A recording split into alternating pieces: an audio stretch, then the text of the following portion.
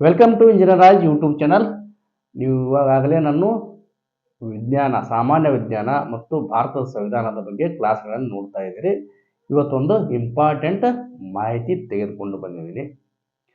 ಕನಸು ಕಾಣಬೇಕು, ಮನುಷ್ಯ ಕನಸು ಕಾಣಬೇಕು. ಆದರೆ ಆ ಕನಸು ಸಾಕಾರಗೊಳಿಸಲು ನಾವೆಷ್ಟು ಪ್ರಯತ್ನ ಮಾಡ್ತೀವಿ ಅನ್ನೋದು ಕೂಡ ಅಷ್ಟೇ ಮುಖ್ಯ ಐತಿ. ಹೌದಾ?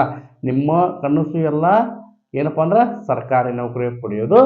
ನಿಮಗೆ ಇವಾಗಲೇ ಗೊತ್ತೈತಿ, ಇತ್ತೀಚೆಗೆ ಧಾರವಾಡದಲ್ಲಿ ಒಂದು ಬೃಹತ್ ಪ್ರತಿಭಟನೆ ನಡೆಯಿತು.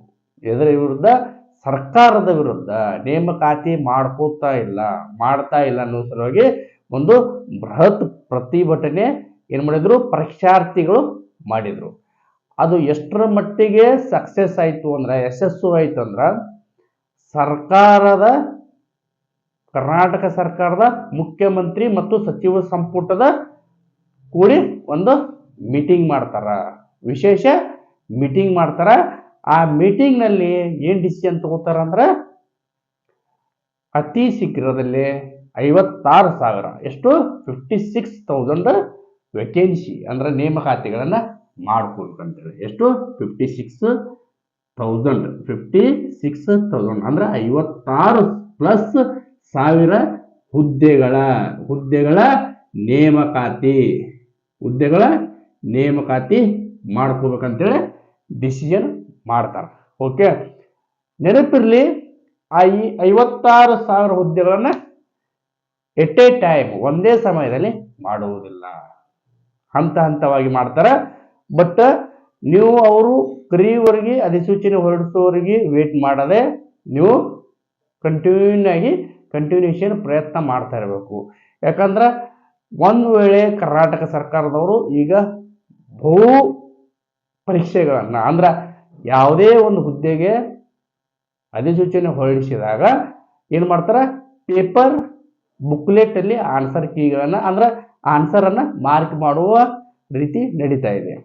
ಆದರೆ ಒಂದು ವೇಳೆ ಏನಾದರೂ ಶೀಘ್ರದಲ್ಲೇ ಈ ನೇಮಕಾತಿ ಮಾಡ್ಕೋಬೇಕನ್ನೋದು ಒಂದು ಹೇಳಿ ಸರ್ಕಾರದ ತೆರೆಯಲ್ಲಿ ಬಂದು ಕಂಪ್ಯೂಟರ್ ಬೇಸ್ಡ್ ಎಕ್ಸಾಮ್ ಮಾಡಿದ್ರೆ ಏನಾಗುತ್ತಾ, ನೇಮಕಾತಿಯ ವೇಗ ಹೆಚ್ಚಿಗೆ ಆಗುತ್ತೆ. ನೀವು ಇವಾಗಲೇ ನೋಡಿದಿರಿ, ಬ್ಯಾಂಕಿಂಗ್ ಪರೀಕ್ಷೆಗಳು IBPS ದವ್ರು ನಡೆಸ್ತಾರ. IBPS ದವ್ರು ನಡೆಸುವಂತ ಬ್ಯಾಂಕಿಂಗ್ ಪರೀಕ್ಷೆಗಳ ರಿಸಲ್ಟ್ ಕೇವಲ 1 ತಿಂಗಳ ಅಥವಾ 30 ಡೇಸ್ ಅಥವಾ 60 ಡೇಸ್ ಒಳಗಡೆ ರಿಸಲ್ಟ್ ಅನೌನ್ಸ್ ಮಾಡ್ತಾರೆ. ಯಾಕಂದ್ರೆ ಸಾಫ್ಟ್ವೇರ್ ಆ ಥರ ಡೆವಲಪ್ ಆಗಿದೆ. ಅದೇ ರೀತಿ ಕರ್ನಾಟಕ ಸರ್ಕಾರದವರು ಕೂಡ ಮಾಡುವ ಪ್ರಯತ್ನದಲ್ಲಿ ಇದ್ದಾರೆ ಅನ್ನುವ ಸುದ್ದಿ ಇತ್ತಿತ್ತಲಾಗಿ ಬಂದಿದೆ. ಓಕೆ, ಹಾಗಾದ್ರೆ ನೀವೇನು ಮಾಡಬೇಕು ಅಂತಂದ್ರೆ, group A, group B, group C, group D ಈ ಥರ ನಾನಾ ಥರದ ಹುದ್ದೆಗಳನ್ನ ಕಲಿತಿದ್ರೆ ಕಾಮನ್ ಸಬ್ಜೆಕ್ಟ್ಗಳನ್ನ ಇವಾಗ ತರೋಗಿ ಓದ್ಕೊಂಡ್ಬಿಡ್ರಿ.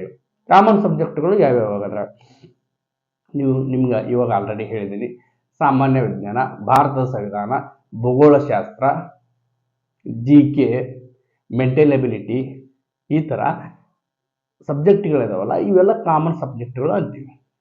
ಆದ್ರೆ ಆ ಹುದ್ದೆಗೆ ಸಂಬಂಧಪಟ್ಟ ವಿಷಯಗಳೇನಿರ್ತಾವಲ್ಲ, ನೋಟಿಫಿಕೇಶನ್ ಅಧಿಸೂಚನೆ ಬರುತ್ತಲ್ಲ, ಅಧಿಸೂಚನೆ ಬಂದ ಮೇಲೆ ಪರ್ಟಿಕ್ಯುಲರ್ ಕೆಲವೊಂದಿಷ್ಟು ಸಬ್ಜೆಕ್ಟ್ಗಳನ್ನ ಆ್ಯಡ್ ಮಾಡಿರ್ತಾರೆ. ಬಟ್ ಆಲ್ಮೋಸ್ಟ್ ಅಲ್ಲಿ ಈ ಕಾಮನ್ ಸಬ್ಜೆಕ್ಟ್ಗಳು ಏನು ಮಾಡ್ತಾವಂದ್ರೆ, ಯಾವುದೇ ನೇಮಕಾತಿಗಳ ನಡೀಲಿ, ಯಾವುದೇ ನೇಮಕಾತಿಗಳು ನೋಡಿದ್ರೆ 60 to 70% ಎಷ್ಟು 60 to 70% ಕ್ವಶನ್ಸ್ ಇದೆ ಕಾಮನ್ ಸಬ್ಜೆಕ್ಟ್ಗಳು ಅಂದ್ರೆ ಸಾಮಾನ್ಯ ವಿಷಯಗಳು ಕವರ್ ಮಾಡಿರ್ತಾರೆ. ಇನ್ನೊಂದು 30% ಎಡಿಷನಲ್ ಆಗಿ ಯಾವುದೇ ಒಂದು ಹುದ್ದೆಗೆ ಕೊಟ್ಟಿರಬಹುದು. ಓಕೆ, ಹಾಗಾದ್ರೆ ನಮ್ಮ ವಿಷಯ ಏನಪ್ಪ ಅಂದ್ರೆ, ಸರ್ಕಾರಿ ನೌಕರಿ ಎಂಬ ಕುದುರೆ ಬೆನ್ನು ಹತ್ತಿ ಅಂದ್ರ ನೆನಪಿಟ್ಕೋರಿ, ಆ ಕುದುರೆಯನ್ನ ಪಳಗಿಸಬೇಕಂದ್ರ ನಿಮ್ಮ ಹತ್ರ ಜಾಣ್ಮೆ ಬೇಕು. ನಿಮ್ಗೆ ಗೊತ್ತು, ಕುದುರೆ ಹಿಂದೆ ಹೋದವ್ರು ಯಾವತ್ತೂ ಸಕ್ಸಸ್ ಆಗಂಗಿಲ್ಲ. ಯಾಕಂದ್ರೆ ಅದನ್ನ ಪಳಗಿಸುವಂತ ಕರಗತ ನಿಮ್ಮಲ್ಲಿ ಬರಬೇಕು. ಅದೇ ತರ ಈ ಸರ್ಕಾರಿ ನೌಕರಿ ಅನ್ನೋದು ಕೂಡ ಅದೇ ತರ. ನೀವು ಎಷ್ಟು ರೀಡ್ ಅಂಡ್ ರಿಪಿಟೇಷನ್ ಮಾಡ್ತೀರಿ ಅಷ್ಟು ಸಕ್ಸಸ್ಸಿಗೆ ಹತ್ತಿರ ಆಗ್ತೀರಿ. ದಿನನಿತ್ಯದ ಪ್ರಯತ್ನ ಒಂದು ದಿನ ನಿಮ್ಗೆ ಹಣ್ಣಾಗಿ ಪ್ರತಿಫಲವಾಗಿ ಸಿಗುತ್ತೈತಿ, ಒಂದು ಹುದ್ದೆ ಸಿಗುತ್ತೆ. ಇನ್ನೊಂದು ನೆನ್ಪಿಟ್ಕೋರಿ, ಈ 56,000 ಹುದ್ದೆಗಳನ್ನು ಕರಿತೀನಿ ಅಂತ ಹೇಳಿದಾರಲ್ಲ ಸರ್ಕಾರದವರು, ಈ 56,000 ಹುದ್ದೆಗಳನ್ನ ಎಟ್ ಎ ಟೈಮ್ ಕಲಿಯಂಗಿಲ್ಲ. ಯಾಕಂದ್ರೆ ಅವ್ರ ಹತ್ರ ಬಜೆಟ್ ಕೂಡ ಬೇಕಾಗುತ್ತೆ. ಹಾಗಾಗಿ ಏನ್ ಮಾಡಿದಾರ, ಪ್ರಿಲಿಮಿನರಿ ಅಂದ್ರೆ ಪ್ರಾಥಮಿಕ ಹಂತವಾಗಿ ಆರ್ಥಿಕ ಇಲಾಖೆಯವರು 24,300 ಹುದ್ದೆಗಳನ್ನ 24,300 ಹುದ್ದೆಗಳನ್ನ ಶೀಘ್ರದಲ್ಲಿ ನೇಮಕಾತಿ ಮಾಡ್ಕೋಬೇಕಂತ ಡಿಸಿಷನ್ ಮಾಡಿದ್ದಾರೆ. ಇದಕ್ಕೆ ಆರ್ಥಿಕ ಇಲಾಖೆಯು ಕೂಡ ಒಪ್ಪಿಗೆ ಕೊಟ್ಟಿದೆ. ಹಾಗಾದ್ರೆ ಕರ್ನಾಟಕ ಸರ್ಕಾರದಲ್ಲಿರುವ 2,84,000 ಹುದ್ದೆಗಳ ಖಾಲಿದಾವು.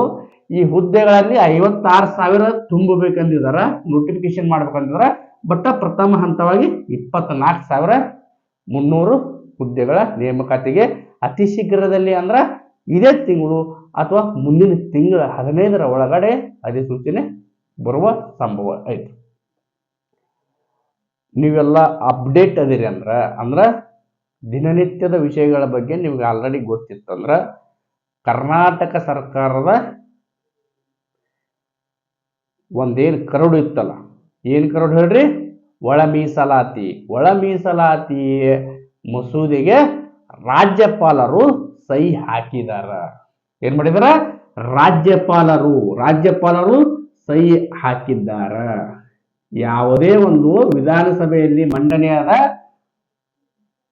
ಮಸೂದೆ ಕಾಯ್ದೆಯಾಗಿ ಪರಿವರ್ತನೆಯಾಗಲು, ಇವಾಗ ಆಲ್ರೆಡಿ ಭಾರತದ ಸಂವಿಧಾನ ಕ್ಲಾಸ್ನಲ್ಲಿ ವಿವರವಾಗಿ ತಿಳಿಸಿ ಹೇಳಿದ್ದೀನಿ, ಅದು ಕಾಯ್ದೆಯಾಗಿ ಜಾರಿಯಾಗಲು ರಾಜ್ಯಪಾಲರ ಸಹಿ ಅಗತ್ಯ ಐತಿ ಕರ್ನಾಟಕ ಸರ್ಕಾರಕ್ಕೆ.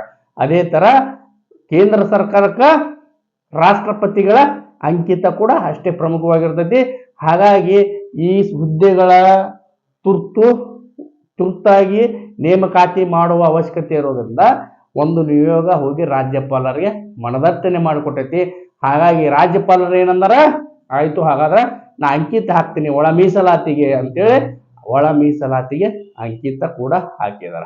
ಹಾಗಾದ್ರೆ ಈ ಮುಂದೆ ಬರುವ ಅಧಿಸೂಚನೆಗಳಲ್ಲಿ ಒಳ ಮೀಸಲಾತಿ ಕೂಡ ಪ್ರಮುಖ ವಿಷಯವಾಗಿರ್ತೈತಿ. ಅಂದ್ರ ಕೆಲವು ಪಂಗಡಗಳ ಜೊತೆ ನಿಮ್ಮ ಸ್ಪರ್ಧೆ ಇರ್ತೈತಿ. ಹಾಗಾಗಿ ಈಗಿನಿಂದ ಸತತ ಪ್ರಯತ್ನ, ನೀವೇನ್ ಮಾಡಬೇಕು, ಈಗಿನಿಂದ ಸತತ ಪ್ರಯತ್ನ ಮಾಡಲೇಬೇಕು. ಹಾಗಾದ್ರೆ ಪ್ರಮುಖವಾಗಿ ನೇಮಕಾತಿ ಎಲ್ಲೆಲ್ಲಿನ ಯಾವ್ಯಾವ ಏಜೆನ್ಸಿಗಳು ಮಾಡ್ತಾವು ಕರ್ನಾಟಕ ಸರ್ಕಾರದ ಅಂದ್ರ, ಈ ಸದ್ಯ ನಿಮ್ಗೆ ನೆನಪಿರಬೇಕು, KPSC Karnataka public service commission ಅವರು ಆಲ್ಮೋಸ್ಟ್ ಕರ್ನಾಟಕ ಸರ್ಕಾರದ ನೇಮಕಾತಿಗಳನ್ನು ಮಾಡ್ತಾವ. ಮತ್ತು ಹಾಗೆ ಕರ್ನಾಟಕ ಎಕ್ಸಾಮಿನೇಷನ್ ಅಥಾರಿಟಿ KEA ಕೂಡ ನೇಮಕಾತಿಯನ್ನ ಮಾಡ್ಕೊಳ್ಳುವಂತ ಸಂಭವ ಜಾಸ್ತಿ ಐತಿ. ಇದ್ರ ಹೊರತಾಗಿ ಕೆಲವೊಂದಿಷ್ಟು ಈಗ IPS ದವರು ಮತ್ತು ರೈಲ್ವೆ ಬೋರ್ಡ್ದವರು ಯಾವ ತರ ಕಂಪ್ಯೂಟರ್ ಬೇಸ್ಡ್ ಎಕ್ಸಾಮ್ ತೆಗೆದಿದ್ರ ಆ ತರ ಏನಾದ್ರು ಬಂದ್ರ TCS ಅಂದ್ರೆ ಟಾಟಾ ಕನ್ಸಲ್ಟೆನ್ಸಿ ಸರ್ವಿಸ್ ದವರು ಯೂಶಲಿ ಈ ಬೋರ್ಡ್ ಎಕ್ಸಾಮ್ಗಳನ್ನ ಅಂದ್ರೆ ಕಂಪ್ಯೂಟರ್ ಬೇಸ್ಡ್ ಎಕ್ಸಾಮ್ಗಳ ಏಜೆನ್ಸಿಯನ್ನ ತೆಗೆದುಕೊಳ್ಳುತ್ತಾರ. ಆ ತರ ಏನಾದ್ರೂ ಕೊಟ್ರ ಕರ್ನಾಟಕ ಸರ್ಕಾರದವರು ಆ ತರ ಏನಾದ್ರೂ ಭಾಗವಾಗಿ ಕೊಟ್ರಂದ್ರ ನೇಮಕಾತಿಯು ಕೇವಲ 6 ತಿಂಗಳಲ್ಲಿ ಪೂರ್ಣ ಆಗಿ ಅಪಾಯಿಂಟ್ಮೆಂಟ್ ಲೆಟರ್ ನಿಮ್ಮ ಕೈಯಲ್ಲಿ ಇರ್ತೈತಿ. ನೆನಪ ಇಟ್ಕೊಳ್ರಿ. ಇದೇನಂದ್ರ ಇದಕ್ಕೆ ಟೈಮ್ ಏನಿಲ್ಲ, ಟೈಮ್ ಬೌಂಡ್ ಕೊಟ್ಟಿಲ್ಲ, ಬಟ್ ಅದು ಟೈಮ್ ಅಂದ್ರೆ ಇಷ್ಟೇ ದಿನಗಳಲ್ಲಿ ಮಾಡ್ತಾರ. ಈಗ ನಿಮ್ಗೆ ಆಲ್ರೆಡಿ ಗೊತ್ತೈತಿ, ಶಿಕ್ಷಣ ಇಲಾಖೆಯಲ್ಲಿ ಆಲ್ರೆಡಿ 79,694 ಹುದ್ದೆಗಳು ಖಾಲಿ ಇದಾವೆ. ಮೆಜಾರಿಟಿ ಎಷ್ಟು ಅದಾವ ಅಂದ್ರೆ ಮ್ಯಾಕ್ಸಿಮಮ್ 84,000 ಒಳಗಡೆ ಆಲ್ಮೋಸ್ಟ್ 80,000 ಶಿಕ್ಷಕರ ನೇಮಕಾತಿ ಖಾಲಿ ಇದಾವೆ. ಆರೋಗ್ಯ ಮತ್ತು ವೈದ್ಯಕೀಯಲ್ಲಿ 38,000 ಹುದ್ದೆಗಳು. ಅದೇ ತರ ನಗರಾಭಿವೃದ್ಧಿಯಲ್ಲಿ 28,000 ಚಿಲ್ಲರ, ಉನ್ನತ ಶಿಕ್ಷಣದಲ್ಲಿ 13,600, ಅದೇ ತರ ಪಶುಸಂಗೋಪನೆಯಲ್ಲಿ 11,000 ಚಿಲ್ಲರ ಪೋಸ್ಟ್ಗಳು ಖಾಲಿ ಇದಾವೆ. ಈ ಎಲ್ಲಾ ಹುದ್ದೆಗಳಲ್ಲಿ ಸೋಸಿ ಅಳೆದು ಕೆಲವೊಂದಿಷ್ಟು ಹುದ್ದೆಗಳನ್ನ ಅತಿ ಬೇಗ ನೇಮಕಾತಿ ಮಾಡ್ಕೊಂತಾರ. ನೀವು ಯಾವ ಎಕ್ಸಾಮಿಗೆ ಪ್ರಿಪೇರ್ ಮಾಡ್ತಿದ್ದೀರಿ ಅದನ್ನ ಕಂಟಿನ್ಯೂ ಆಗಿ ಅಂದ್ರೆ ಸತತವಾಗಿ ಅಧ್ಯಯನ, ರೀಡ್ ಅಂಡ್ ರಿಪಿಟೇಷನ್ ಮಾಡ್ತಾ ಇರಿ. ಆ ಹುದ್ದೆ ಕರೆದ ತಕ್ಷಣ ಒಂದ್ ವೇಳೆ ಸರ್ಕಾರದ ಮೇಲೆ ಪ್ರೆಷರ್ ಬಂದ್ರ, ಒತ್ತಡ ಜಾಸ್ತಿ ಬಂದ್ರ, ಬೇಗ ಮುಗಿಸ್ಬೇಕನ್ನೋ ಒತ್ತಡ ಬಂದ್ರ ವಿತಿನ್ 1-2 months ಅಲ್ಲಿ ಎಕ್ಸಾಮ್ ಕಂಡಕ್ಟ್ ಮಾಡ್ತಾರ. ನೀವು ಆಲ್ರೆಡಿ ರೇಸಿಗೆ ರೆಡಿ ಇದ್ದು ತಯಾರಿದ್ದು ನೀವೇನಾದರೂ ಎಕ್ಸಾಮಿಗೆ ಈ ಸದ್ಯ ಎಕ್ಸಾಮ್ ಆದ್ರೂ ಕೂಡ ಬರೆದು ಪಾಸ್ ಹೋಗಿದ್ರೆ ನಿಮ್ಗೆ ಸಕ್ಸಸ್ ರೇಟ್ ಜಾಸ್ತಿ ಇರ್ತೈತಿ. ಅದು ಅಧಿಸೂಚನೆ ಬರೋವರೆಗೂ ಕಾಯ್ದು ಆಮೇಲೆ ಅಪ್ಲಿಕೇಶನ್ ಹಾಕಿ ಅದರಿಂದ ಎಕ್ಸಾಮ್ ಬರೆಯೋವರೆಗೂ ಪ್ರಿಪ್ರೇಷನ್ ಮಾಡ್ತೀನಿ ಅನ್ನೋದೆಲ್ಲ ಕನಸು. ಅವರು ಯಾವತ್ತೂ ಸಕ್ಸಸ್ ಆಗಕ್ಕೆ ಚಾನ್ಸ್ ಇಲ್ಲ. ಎಲ್ಲೇ ಒಂದು ಇಬ್ಬರು ಸಕ್ಸಸ್ ಆಗಿರಬಹುದು, ಆದ್ರೆ ಸತತ ಅಧ್ಯಯನ ಮಾಡಿದವರು ಮಾತ್ರ ಈ ಸರ್ಕಾರಿ ನೌಕರಿ ಎಂಬ ಕುದುರೆಯ ಬೆನ್ನು ಹತ್ತಿ ಏರಿ ಅದನ್ನು ಪಳಗಿಸಿ ತಮ್ಮ ಕನಸಿನ ಬುತ್ತಿ ಒಳಗ ತಮ್ಮ ಕನಸನ್ನ ಸಾಕಾರಗೊಳಿಸಲು ಪ್ರಮುಖ ಪಾತ್ರ ವಹಿಸ್ಕೊಳ್ತಾರ. ನಿಮ್ಗೆ ಆಲ್ರೆಡಿ ಇವಾಗ ಹೇಳಿದ್ದೀನಿ, ಧಾರವಾಡದಲ್ಲಿ ಬೃಹತ್ ಪ್ರತಿಭಟನೆ ಕಾರಣದಿಂದ ಈ ಅಧಿಸೂಚನೆಗಳು ಬರ್ತಿದಾವ. ಹಾಗಾಗಿ ಪರೀಕ್ಷಾರ್ಥಿಗಳು ಎದೆಗುಂದದೆ ಕೇಂದ್ರ ಸರ್ಕಾರ, ರಾಜ್ಯ ಸರ್ಕಾರದ ಯಾವುದೇ ಹುದ್ದೆಗಳು ಇರಲಿ, ಆ ಹುದ್ದೆಗಳಿಗೆ ನಿಮ್ಮಲ್ಲಿ ಅರ್ಹತೆಗಳಿದ್ದರೆ ವಯೋಮಿತಿ ಪರ್ಮಿಷನ್ ಕೊಡ್ತಾ ಇದ್ರಿ, ನಿಮ್ಮ ವಿದ್ಯಾರ್ಥಿ ಅದಕ್ಕೆ ಸರಿಸಾಟಿ ಆಗ್ತಾ ಇದ್ರೆ ತಪ್ಪದೇ ಆ ಹುದ್ದೆಗಳನ್ನ ಪ್ರಯತ್ನ ಮಾಡಿ. ಒಂದು ವೇಳೆ ಇಲಾಖೆ ಒಳಗಡೆ ಬಂದ ಮೇಲೆ ನಾನಾ ಬೆಳವಣಿಗೆಗಳಾಗಲು ಅವಕಾಶಗಳಿರ್ತಾವ. ಒಬ್ಬ ಪೊಲೀಸ್ ಕಾನ್ಸ್ಟೇಬಲ್ ಕೂಡ, ಒಂದು ಸಾಮಾನ್ಯ ಪೊಲೀಸ್ ಕಾನ್ಸ್ಟೇಬಲ್ ಕೂಡ UPSC ಎಕ್ಸಾಮ್ ಕ್ಲಿಯರ್ ಮಾಡಿ IPS IAS ಆದ ಉದಾಹರಣೆಗಳು ನಮ್ಮ ಕಣ್ಣು ಮುಂದೆ ಇದಾವೆ. ನೆನಪಿಟ್ಕೋರಿ. ಒಬ್ಬ ಮಹಿಳಾ ಅಭ್ಯರ್ಥಿ, ನಿಮಗೆ ನೆನಪಿರಬೇಕು, ಮಹಿಳಾ ಅಭ್ಯರ್ಥಿ ಒಬ್ಬರು ಕಾನ್ಸ್ಟೇಬಲ್ ಇದ್ರು, ಅವರು ಮುಂದೆ ಸತತ ಅಧ್ಯಯನದಿಂದ IPS ಕ್ಲಿಯರ್ ಮಾಡಿದ್ದಾರೆ. ಆ ಥರ ಬಹಳ ಉದಾಹರಣೆಗಳಿದಾವ. ಅದನ್ನ ನನ್ನ ಮೋಟಿವೇಶನ್ ಕ್ಲಾಸಲ್ಲಿ ನಿಮ್ಗೆ ತಿಳಿಸ್ಕೊಡ್ತೀನಿ. ಮುಂದಿನ ದಿನಗಳಲ್ಲಿ ಇನ್ನೂ ಮೋಟಿವೇಶನ್ ಕ್ಲಾಸ್ಗಳನ್ನು ತೆಗೆದುಕೊಳ್ತೀನಿ.